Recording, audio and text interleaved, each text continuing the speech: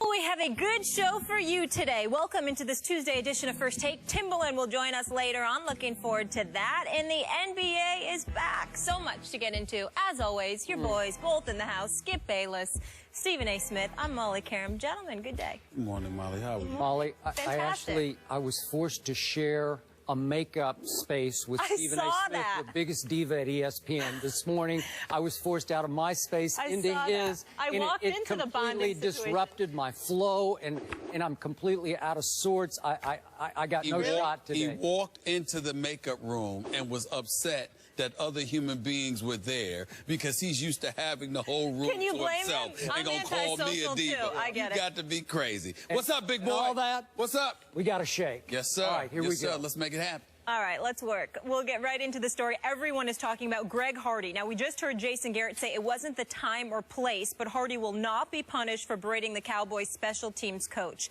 Skip, how do you feel about this?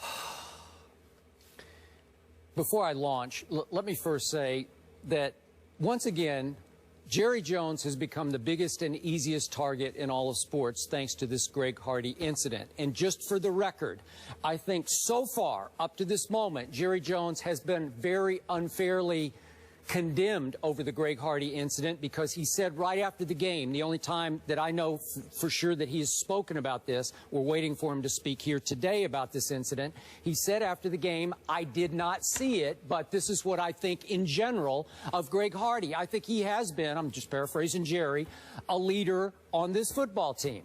Now, let me restate my position once again. You will reiterate what I did. I said from the start I would not have signed Greg Hardy. I think he's a despicable human being for all that he did and effectively got away with in Carolina.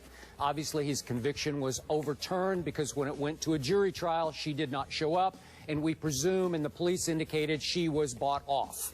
Okay, because of all that, I would have said no. But And I was the first to say, Stephen A., that I was embarrassed and ashamed by the first interview he did when he became eligible, during which that interview he showed zero remorse. And as you all remember, given his past, he made a very insensitive remark about Tom Brady's wife. Yes. But bottom line, now that he is a Cowboy, and I am obviously a Cowboy fan, I said I will root for him as part of my Dallas Cowboys. I do not believe, off what I saw the other night, that he deserves to be fined or suspended or in any way further punished over what happened, because I did not think it was that big a deal. I simply thought the way Jason Garrett did, and I was happy Jason amended his stance of the other night, in which yesterday Jason Garrett said, look, I appreciate, I'm paraphrasing again, I appreciate the passion, the rage to win, but he has to learn to channel it in different ways. And obviously, as I said yesterday, you cannot unleash into the middle of a special teams huddle in which they are trying to prepare for how they are going to return the subsequent kickoff. So I said, I'm okay with the passion. I'm not okay with the win that he showed it. Obviously, Greg Hardy works better on a team that is winning football games. He's much easier to manage, control, coach when you are winning. He can turn into a bigger and bigger problem if you keep losing, and they very well might keep losing, so that problem may increase. But when Stephen Jones said yesterday on his radio show that they're already thinking about signing him for the long term, I got no problem with that. You know why? He can play. And again, that rage to win, it translates into sacks. He has 3 so far. I'm sure he'll have more before this season is over. So long term, I'm going to say this one more time. Jerry Jones is not running a church league football team. Jerry Jones is not running a Boy Scout troop. Jerry Jones is trying to win football games just as he did back in the 1990s when he helped build a dynasty that was filled with a lot of players who did not belong on a church league team or a Boy Scout troop. So to me, I'm just going with business as usual with Greg Hardy. Your thoughts? In the Bible Belt, so fitting. I just want to make sure I'm clear in what I heard. I hear what you're saying, right? But are you coming to the defense of Jerry Jones? Yes, I am. Is that what you're doing? Yes, I am. I'm just saying. I just want to make sure I was clear in what I heard. Well, I thank you. I'm not going to be a hypocrite here, but I wouldn't have signed him, but I understand why Jerry Jones did. I get it. I thank you for doing that. All right. Let me say for the record, I have no problem with the Dallas Cowboys signing Greg Hardy. Because from a business perspective, not only can he play, but it's a minimal risk because he's basically there on a game-by-game basis, and any given week that goes by, they can let him go. This is a guy that's played 2 games, has 3 sacks already, and Lord knows how many hits, but they're in the double digits. They are. Considering what he did to Tom Brady and then what he did to Eli Manning in terms of the hits that he's laid on them. So to me, from a business perspective, as it pertains to the National Football League, it would appear to be a plausible, reasonable business investment because he supposedly helps more than he hurts. Fine. What I find myself, however, laughing about and thinking about is that ultimately, me being the guy that has taken it upon myself to consistently mind the world of the perennial losers that the Dallas Cowboys have become, their playoff appearance and 12-4 record last season. I've never heard you say that before. Okay, I've forgotten that. Thank you for reminding me. I just believe that 20 years without a Super Bowl championship, Wait, 3 victories, 3 victories. I'd forgotten that. Yeah. 3 victories, 3 playoff victories in that time. I don't need to go there. Here's where I'd like to go, Skip Bayless. All right, please do. You know, I have been on the record on many occasions in the past making the case that the Dallas Cowboys are not America's team. It should be the New England Patriots. They've got the star-studded quarterback with the supermodel for a wife.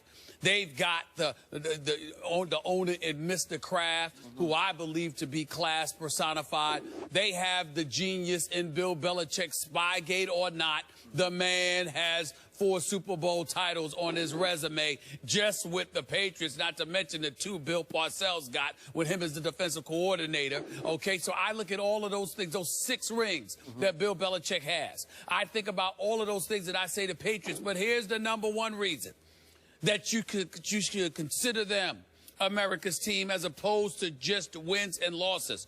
Why do you win? How do you win?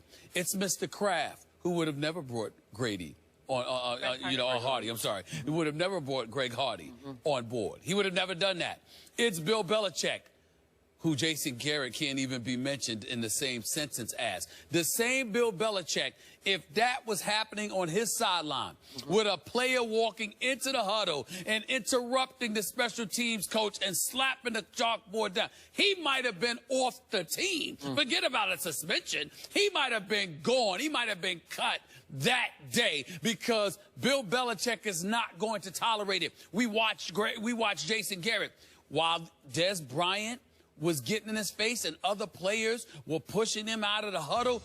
Jason Garrett is standing right there, doesn't say a word, does nothing. You would have thought he was some positional coach. He is the head coach of the Dallas Cowboys, and that man stood there and did nothing. The special teams coach pushed him away. Teammates were pushing him away. Des Bryant was getting in his face. And what was Jason Garrett doing? Not a thing. Talk about passive. Then we get, of course, to the quarterback. As great as Tony Romo is, 2 playoff victories in his 10 years as a quarterback.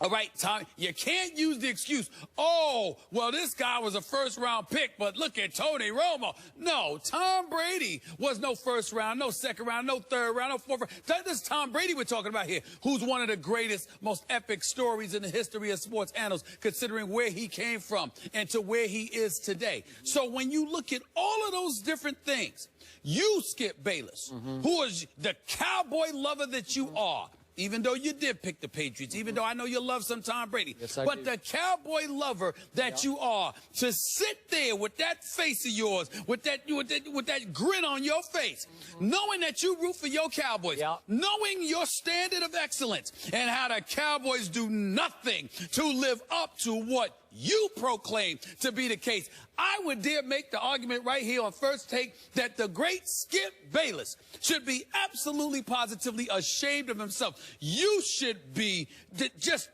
ashamed. How could you sit up there? Actually, you almost owe America an apology. You should actually walk off the set. Oh. Rather than talk about your Cowboys. Okay. You finished? Go ahead. Now, America, could I have my camera? Thank you very much. Go ahead. Take America, you know and I know how ashamed that man should be of the argument he just made. Why? I'm going to turn my attention to that man. Why should I be ashamed? Ashamed?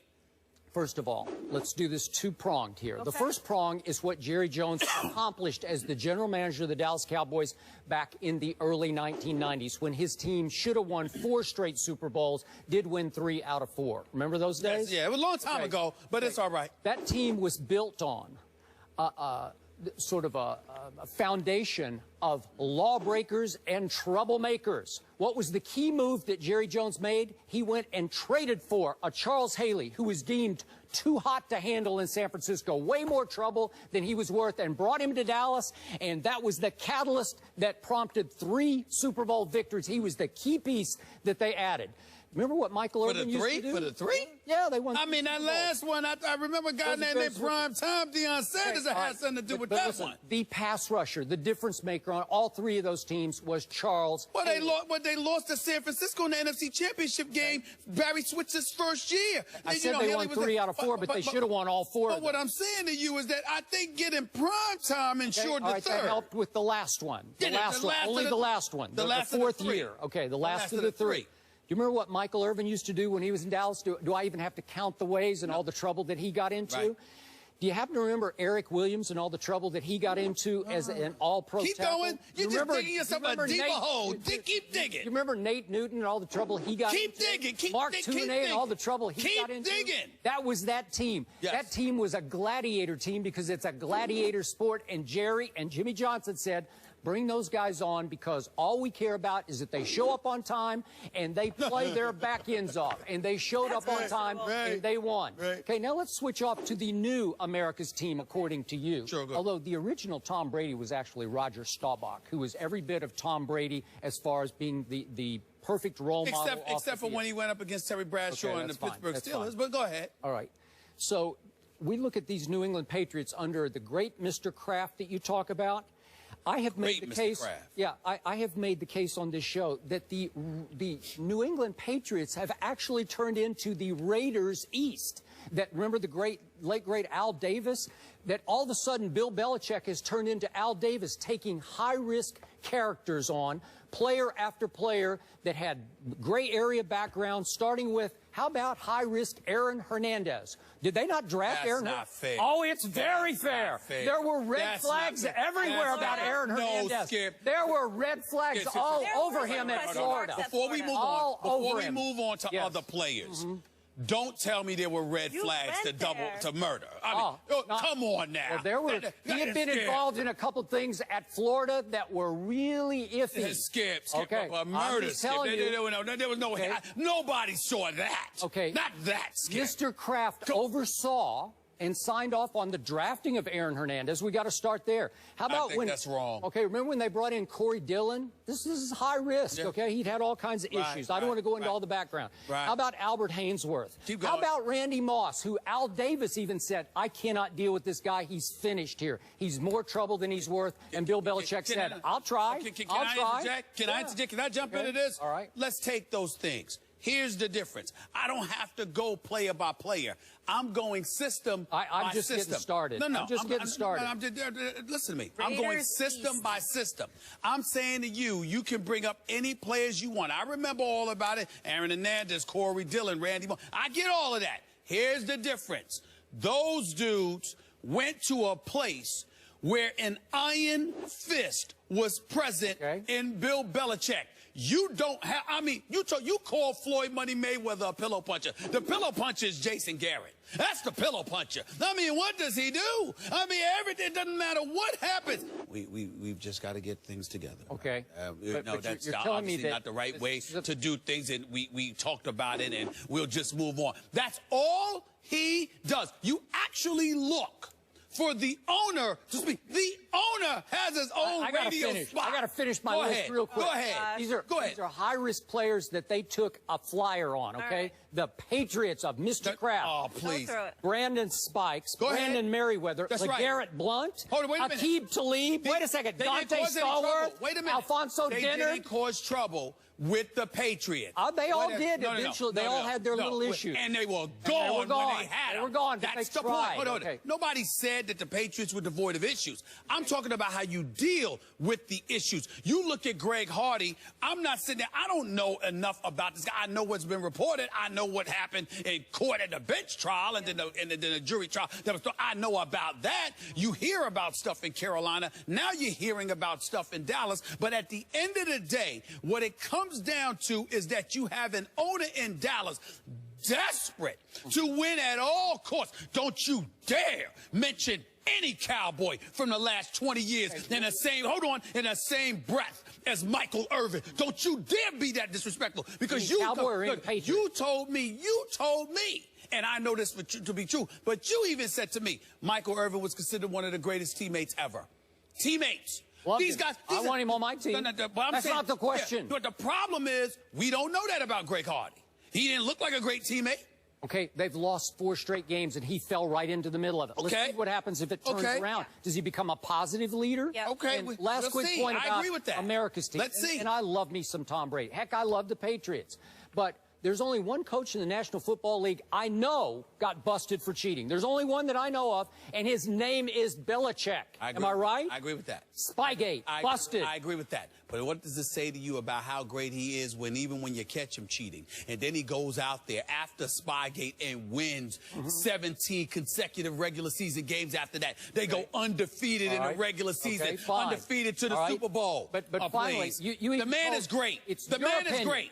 It's your opinion, not mine, that the quarterback for Mr. Kraft's team cheated and lied about it during Deflategate, Tom Brady. That's what you think. No. Okay? What I said is that this man, don't tell me you didn't know anything about it. Okay. But I don't consider it a big deal. I don't. I really don't. All right.